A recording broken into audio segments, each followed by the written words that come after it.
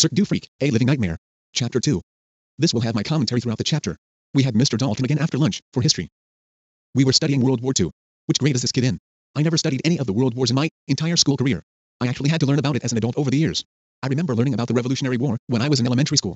I wasn't too excited about it, but Steve thought it was great. He loved anything to do with killing and war. He often said he wanted to be a soldier of fortune, one who fights for money when he grew up.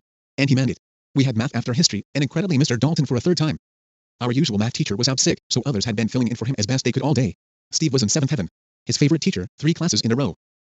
It was the first time we'd had Mr. Dalton for math, so Steve started showing off, telling him where we were in the book, explaining some of the trickier problems, as though speaking to a child. Mr. Dalton didn't mind. He was used to Steve, and knew exactly how to handle him. That definitely wouldn't happen. The school would hire a substitute. Plus, Steve wouldn't be in that math class, if he was that smart. Normally Mr. Dalton runs a tight ship. His classes are fun, but we always come out of them having learned something, but he wasn't very good at math. He tried hard, but we could tell he was in over his head, and while he was busy trying to come to grips with things, his head buried in the math book, Steve by his side making helpful suggestions, the rest of us began to fidget and whisper to each other and pass notes around. I sent a note to Alan, asking to see the mysterious piece of paper he brought in. He refused at first to pass it around, but I kept sending notes and finally he gave in. Tommy sits just 2 seats over from him, so he got it first. He opened it up and began studying it. His face lit up while he was reading and his jaw slowly dropped. When he passed it on to me, having read it 3 times, I soon saw why. It was a flyer, an advertising pamphlet for some sort of traveling circus. There was a picture of a wolf's head at the top. The wolf had its mouth open and saliva was dripping from its teeth. At the bottom were pictures of a spider and a snake, and they looked vicious, too. Just beneath the wolf, in big red capital letters, were the words, Cirque du Freak. Underneath that, in smaller writing, for 1 week only Cirque du Freak. See, Sid and Circe the Twisting Twins. The Snake Boy. The Wolfman Gerfa Teeth. Lurton Krebsley and his performing spider. Madame Otka. Alexander Ribs. The Bearded Lady. Hans Hands.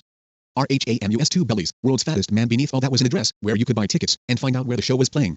And right at the bottom, just above the pictures of the snake and spider, not for the faint-hearted. Some restrictions apply. Cirque du Freak? I muttered softly to myself.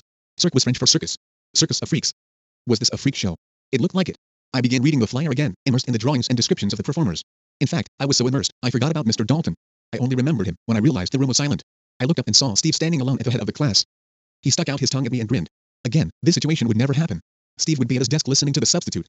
Feeling the hairs on the back of my neck prickle, I stared over my shoulder and there was Mr. Dalton, standing behind me, reading the flyer, lips tight. What is this? He snapped, snatching the paper from my hands. It's an advertisement, sir, I answered. Where'd you get it? He asked. He looked really angry. I'd never seen him this worked up. Where'd you get it? He asked again. Mr. Dalton wouldn't get angry over a piece of paper. He probably wouldn't even notice, since he didn't see it being passed around. I licked my lips nervously. I didn't know how to answer. I wasn't going to tell on Alan, and I knew he wouldn't own up by himself. Even Alan's best friends knew he's not the bravest in the world, but my mind was stuck in low gear and I couldn't think of a reasonable lie. Luckily, Steve stepped in. Mr. Dalton, it's mine, he said. Yours? Mr. Dalton blinked slowly. I found it near the bus stop, sir, Steve said. Some old guy threw it away.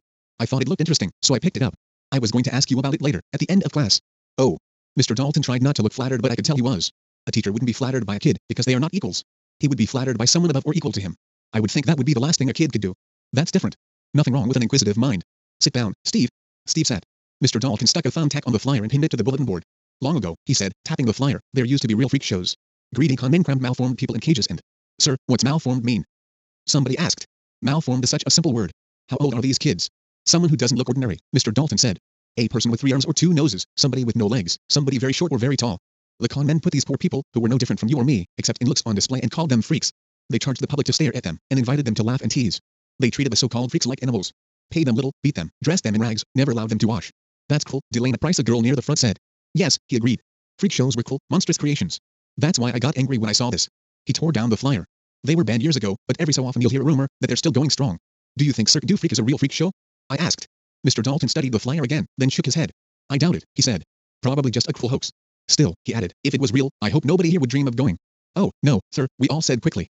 Because freak shows were terrible, he said. They pretended to be like proper circuses, but they were cesspits of evil. Anybody who went to one would be just as bad as the people running it. I wouldn't want to go. All I would be seeing are people with birth defects and genetic diseases. I learned a lot about them while I was taking embryology. All that stuff just freaks me out. You'd have to be really twisted to want to go to one of those, Steve agreed. And then he looked at me, winked, and mouthed the words, we were going.